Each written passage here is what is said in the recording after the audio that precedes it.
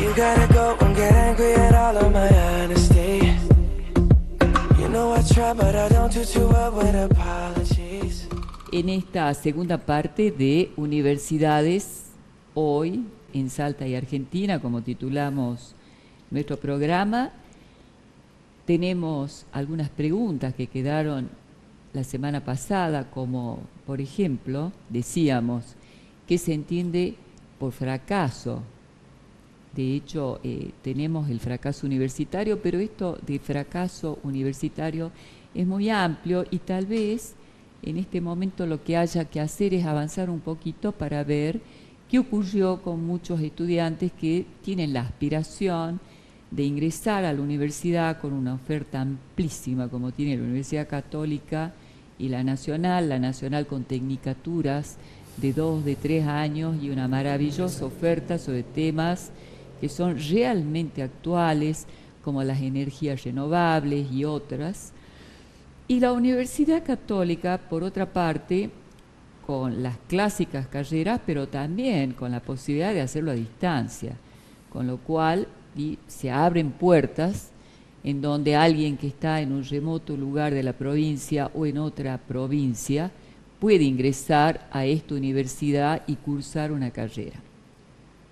La temática de las universidades es amplísima y esta cuestión de circular durante 5 años define prácticamente un destino durante ese tiempo para un joven o no joven.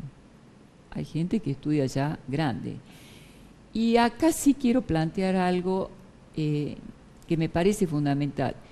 La antigua orientación vocacional, en donde alguien venía con un test, como si se tratara de un objeto, y le decía, usted puede, porque está para, no existe, eso ya es absolutamente primitivo. En realidad se trata de una búsqueda, de una elección que hace el joven, y no es éxtimo de afuera, es desde adentro hacia afuera. El objetivo que tiene este programa en este momento es advertirles precisamente a los futuros universitarios que se trata de una elección más como la que hacemos permanentemente en la vida. Elegimos quién nos gusta, quiénes son nuestros amigos, qué nos gusta comer, qué auto, qué tecnología utilizamos, qué programa bajamos. Es una elección importante porque es una elección en la vida y es una bendición poder hacerlo porque quiere decir que venimos eligiendo y estamos pudiendo querer algo más. Entonces, la mejor orientación, jóvenes y no jóvenes, quienes quieren acceder, es investigar en las universidades lo que decíamos la semana pasada, cuáles son las incumbencias del título y seguramente también una conversación con quienes están a cargo de las universidades para evaluar el después. Hay vacíos de inserción laboral posterior. Bueno, esto puede ser revertido. Es una dificultad, pero no es definitiva. En realidad se convierte en algo posible cuando uno es un ciudadano contemporáneo. ¿Qué quiere decir? Contemporáneo no es que vivamos en esta época. Contemporáneo es hacerse cargo de las cosas de tu época. Eso es ser contemporáneo. Ser responsable por lo que te pasa. Si te pasan estas cosas es porque sos contemporáneo. Si la podés ver, la podés hablar y asumir, eso es ser contemporáneo. No es solamente vivir en estas épocas. Este y otros temas después del corte con nuestros auspiciantes.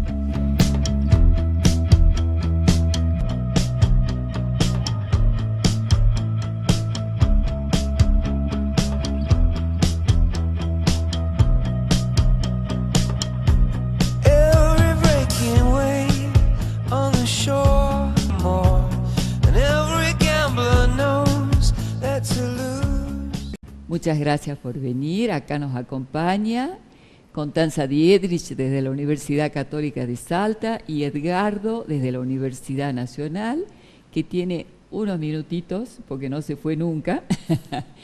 Y quería yo, aprovechando tu presencia, porque sé que estás con una reunión importante a cargo de una universidad completa, preguntarte cómo se juega la gratuidad de la universidad en lo académico en la Universidad Nacional? Porque yo a veces pienso que hay muchos chicos que van a la Nacional porque tienen una serie de beneficios, ¿verdad?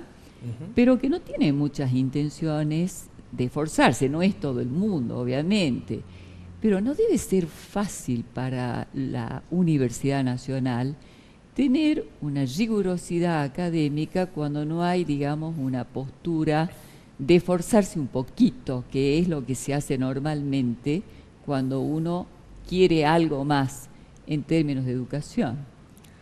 Bueno, la pregunta es bastante compleja.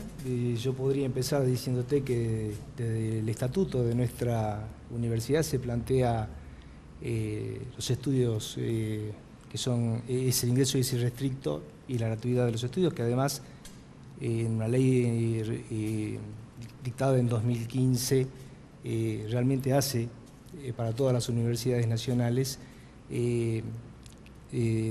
que se dicten carreras que sean gratuitas.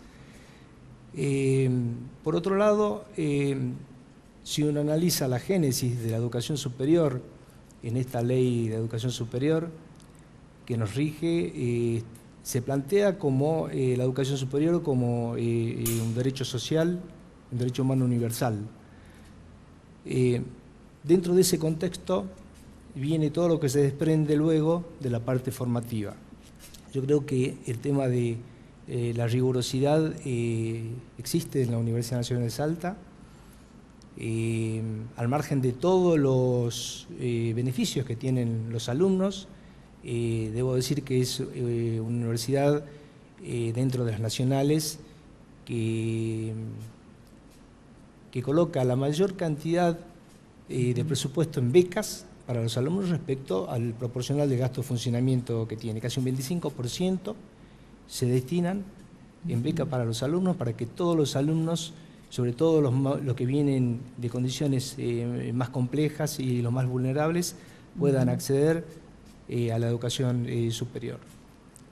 Ahora bien, el tema es, como ya lo dijimos hace instantes, de toda esa cantidad de chicos que tienen la intención de poder realizar estudios universitarios y la verdad que no, un 50% no llega ni siquiera a la universidad, teniendo el transporte gratuito, Claro, comida. la beca, que ahí comen en el comedor con un menú realmente controlado por nutricionistas de nuestra universidad, realmente el menú es estupendo, y el que no tiene la beca come por 5 pesos, el mismo menú.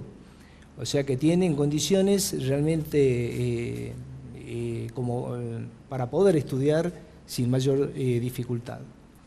El problema de la deserción es un problema extremadamente complejo. Constanza ya dio algunos tópicos de esa problemática. No solamente es el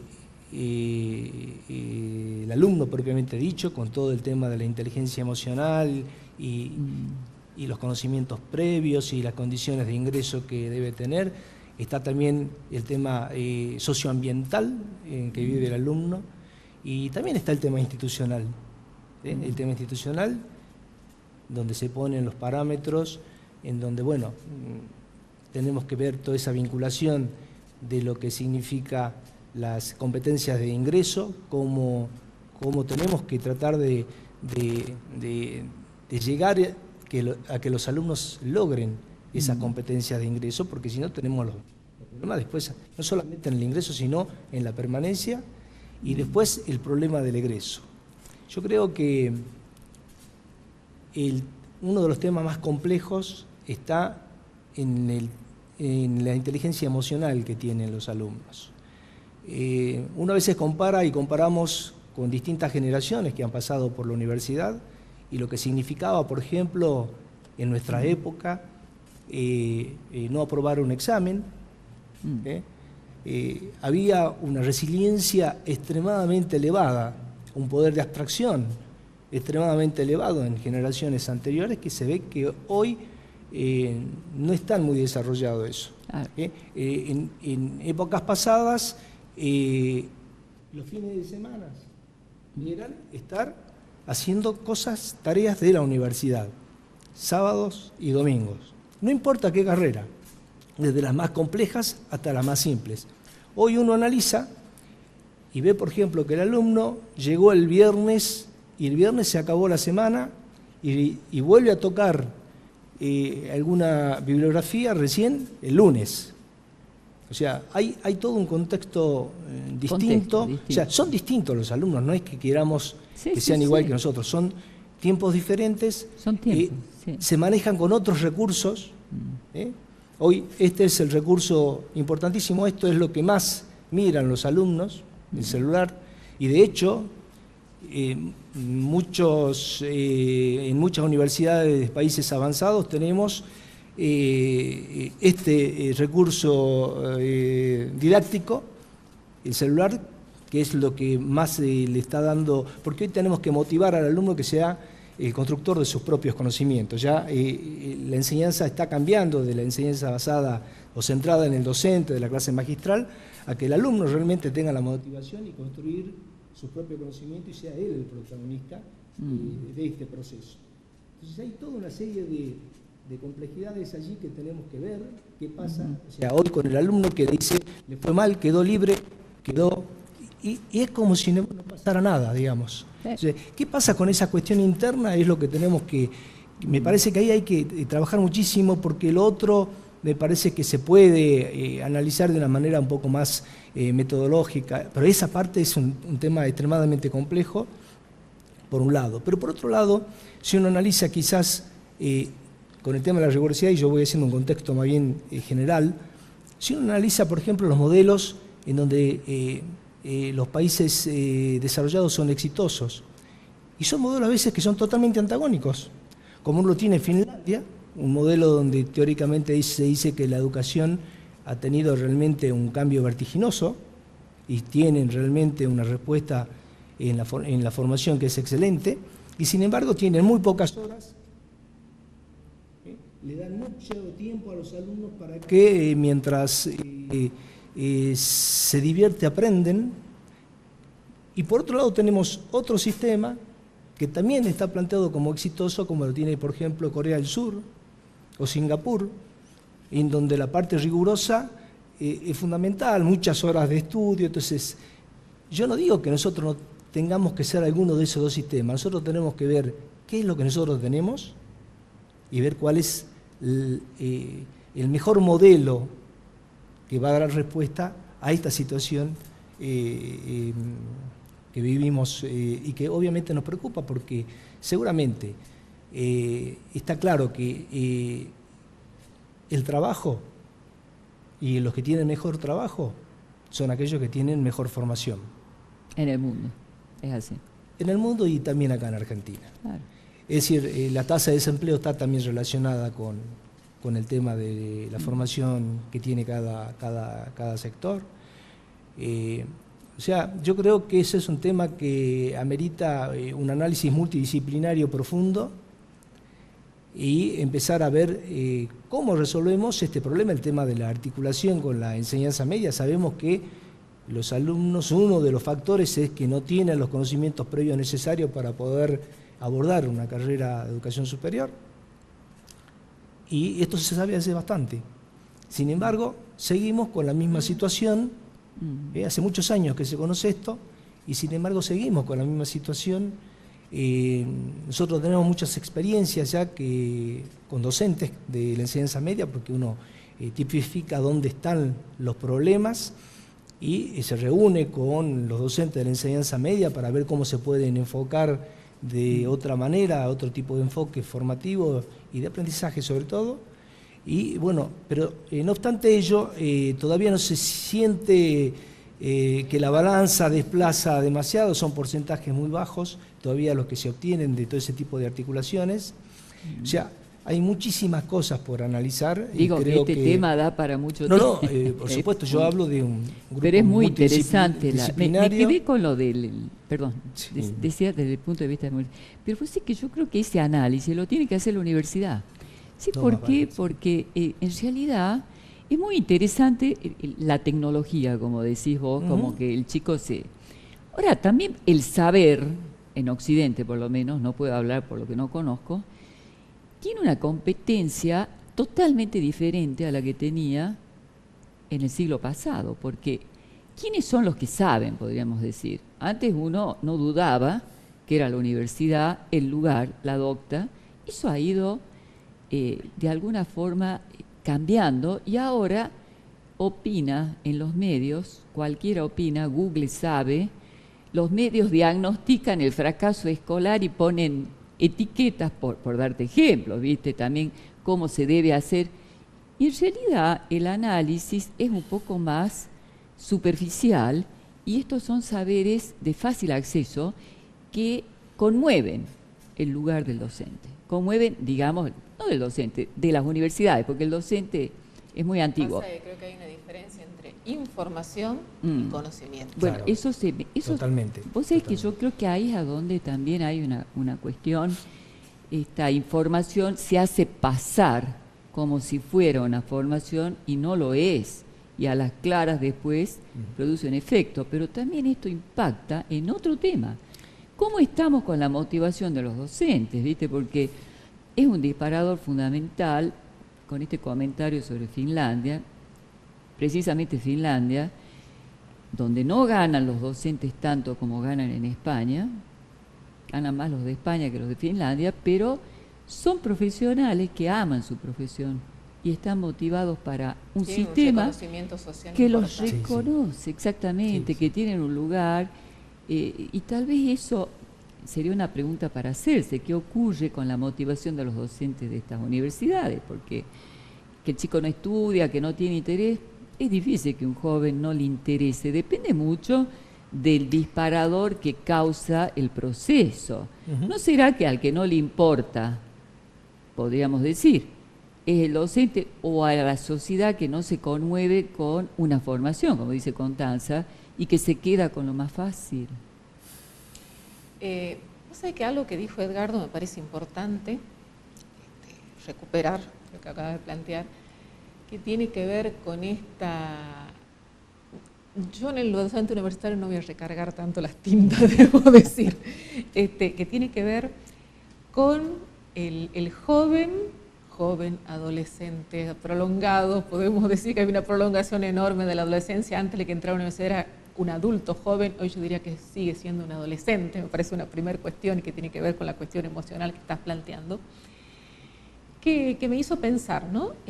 Es cierto que hay ciertos valores que antes manejaba, decimos, como si estuvieran pasado no sé cuántos años atrás, pero es cierto, cuando nosotros estudiábamos han pasado varios años, pero es el valor del esfuerzo, que decía. Uno se esforzaba, tengo que pasar fines de semana sin esto. Los chicos de hoy, y que tiene que ver con estos millennials que hablamos hoy, esta cultura y esta formación con todo el contexto familiar y todo lo demás, tienen muy baja tolerancia a la frustración y al fracaso. Sí, que es una primera cuestión. ¿no? La Exactamente. resiliencia. No persisto, no me fue bien en el parcial, voy a abandono. Eso es lo que nosotros podemos visualizar en general, como una característica que vos ves hoy en los chicos. Y yo digo que no recargo por eso tanto en el docente universitario. Es verdad, yo apunto a los docentes más de los otros niveles, más que al universitario, debo decir, porque... No, claro, yo no digo que solamente... Yo sigo es pensando un por modelo ahí general. que una cuestión de la calidad del proceso formativo en todos los niveles, una gran responsabilidad recae sobre el formador, obviamente sobre el docente. Pero él pertenece a una institución, Totalmente. a una sociedad. Entonces de la que no te yo podés creo, divorciar. justamente, nombraron Finlandia como uno de los modelos. Sí. Firmó la semana pasada, Nación, un convenio con el gobierno de Finlandia para asesorar. Es verdad lo que plantea Edgardo, a lo mejor son modelos que no son... Nosotros tenemos que ver dentro de nuestro contexto qué podemos Así tomar es. de eso. Allá tienen menos horas, es verdad. Nosotros el modelo nuestro tiende a prolongar las horas de escolarización, prolonga la jornada escolar y todo lo demás, pero ¿por qué? Porque vos tenés una sociedad en Finlandia con una sociedad mucho más igualitaria, donde todos los chicos que acceden con un determinado capital cultural.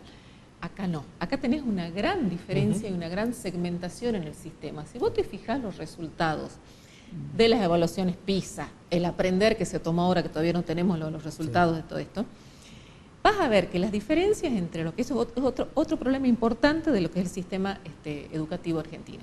Las diferencias que vos tenés entre los rendimientos estoy hablando, toma a nivel primario, medio, de los alumnos del sistema privado y el sistema público, es significativo, es significativo. Y vos sabés que yo creo que tiene mucho que ver con los docentes que tienen. Por ahí la parte privada tiene esta posibilidad de elegir que no lo tiene. Lamentablemente la educación pública en la Argentina ha tenido un retroceso enorme y lo que nosotros queremos que vuelva a ser lo que fue en su momento, ¿sí?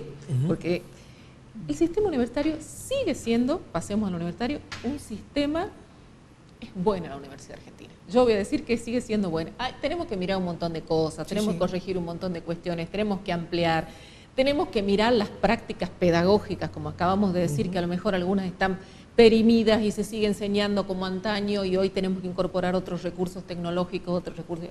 Pero fíjate vos la cantidad de estudiantes, te van a dar las estadísticas, de otros países de Latinoamérica que vienen a estudiar a Argentina.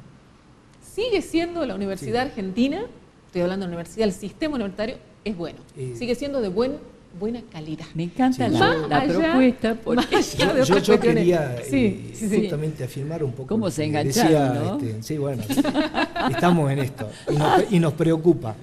Claro. Nosotros tenemos justamente unos pasantes que vienen de una universidad importante, grande de México, la UNAM, que es una universidad realmente de las grandes, de las grandes. Y la verdad que yo la vez pasada tuve la oportunidad de poder charlar con ellos y uno siempre pregunta del nivel, ¿no? Porque vienen a hacer esos intercambios semestrales y la verdad que y son de los últimos años. Por lo tanto, uno ya puede decir que tiene una idea de todo lo que fue el trayecto de la carrera. Y la verdad que quedó muy impresionado con el nivel que tienen las carreras acá en la Universidad Nacional de Salta. Y eso ocurre con todo, pero además yo creo que la respuesta, y coincido plenamente con lo que dice mi colega Constanza, es muy buena la formación universitaria de Argentina, es muy buena, muy buena. Se ven los profesionales se reciben y pueden ir a cualquier lado del mundo y se desempeñan con un pleno reconocimiento. O sea que lo que le faltaría tal vez... Con un pleno reconocimiento, ¿no? Y yo creo que eso demuestra la formación que tienen. Y por otro lado, y te doy otro tipo de análisis, cuando algún país desarrollado tiene algún área de vacancia de profesionales, ¿qué hacen?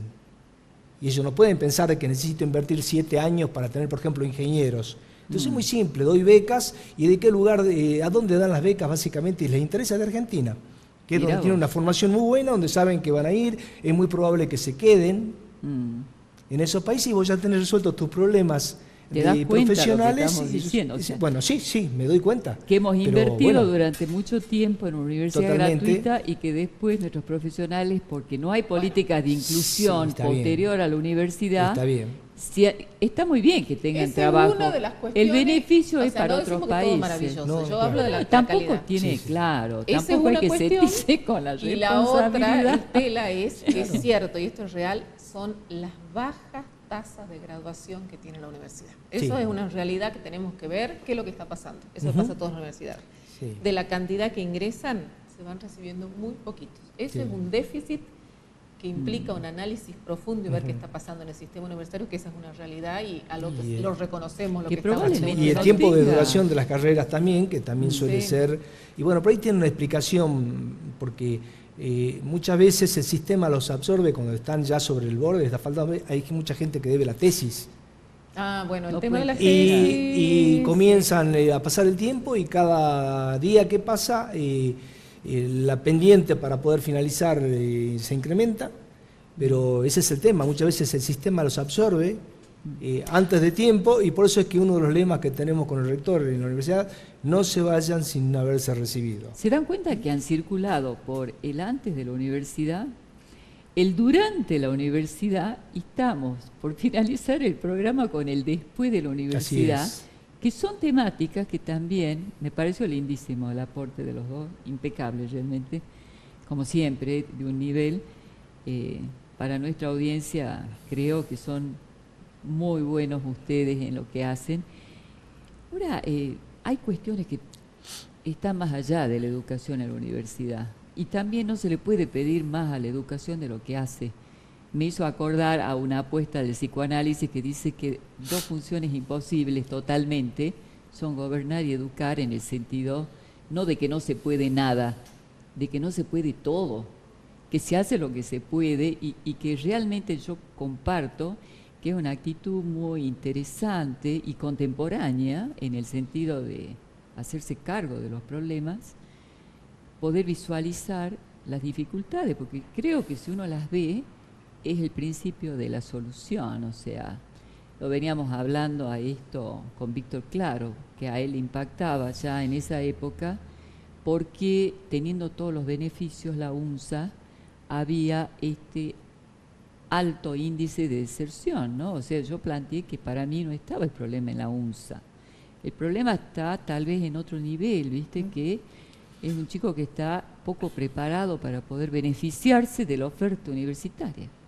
Mira, yo me quedé pensando, vi un documental hace un par de semanas en donde los países desarrollados hoy plantea que la educación, en cualquiera de sus niveles, no solamente está en la institución educativa, está en la sociedad y está en la familia. Son los tres ámbitos que contribuyen a la educación, no solamente la institución educativa.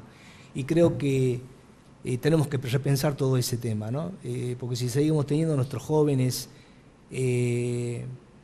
abstraídos con cosas que son estériles, Por con ejemplo, muchos programas televisivos que no contribuyen absolutamente en nada, más que en dispersarlos. entonces yo creo que estamos complicados, ¿eh? Una noticia que no es relevante, si uno analiza, por ejemplo, las noticias en distintos canales, ¿quién regula esto? Sí, no era buena la ley de medios, supuestamente, pero regulaba.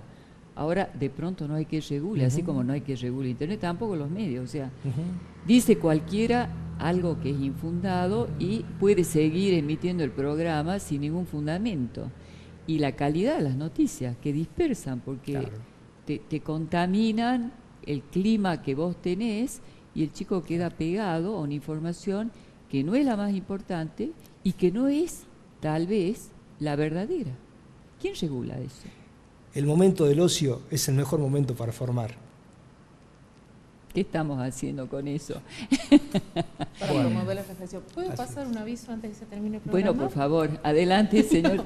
No, quiero comentar a los que nos están escuchando. Comenzamos en el programa anterior hablando de las carreras y quería comentar 2 carreras nuevas para que sepan que se tienen que anotar, que es con examen de ingreso eliminatorio.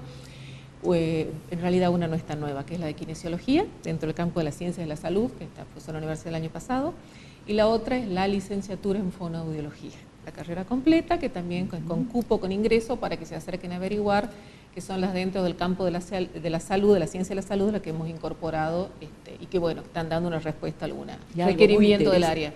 Muy interesante, además, que esa es una información que nos pasó Fernando, que está acá en el programa, que es precisamente un pasante de la Universidad Católica de Salta, esperemos tener más de la Nacional el año que viene, sobre un convenio que firmaron ustedes para que puedan los chicos hacer la práctica en distintas mineras. Me pareció interesantísimo lo de... Y la Universidad Católica con un congreso de criminalística sobre lo que son los crímenes organizados actuales, o sea, cuestiones puntuales que hablan de los problemas, pero también de las respuestas que tienen las universidades. Sí, la Universidad Nacional, en todas las carreras que necesitan hacer las prácticas profesionales supervisadas, tiene firmado con el sector productivo, porque es la mejor manera donde el alumno termina de acotar su formación, es justamente en el sector donde seguramente va a trabajar a futuro, así que bueno, hay muy buena respuesta, digamos. Bueno, muchas gracias por acompañarnos, y a ustedes, chicos, la mejor orientación vocacional es ponerse a trabajar. Es una elección más en su vida. No esperen que alguien milagrosamente les diga, sin conocerlos o en muy pocas sesiones, a dónde ustedes no van a tener que elegir. No se trata de eso, van a tener que elegir. Y van a tener que pensar, y es bastante interesante como desafío en la vida, cómo viene el después. Muchas gracias por acompañarnos. Hasta la semana que viene. You gotta go and get angry at all of my honesty. You know I try, but I don't do too well with apologies.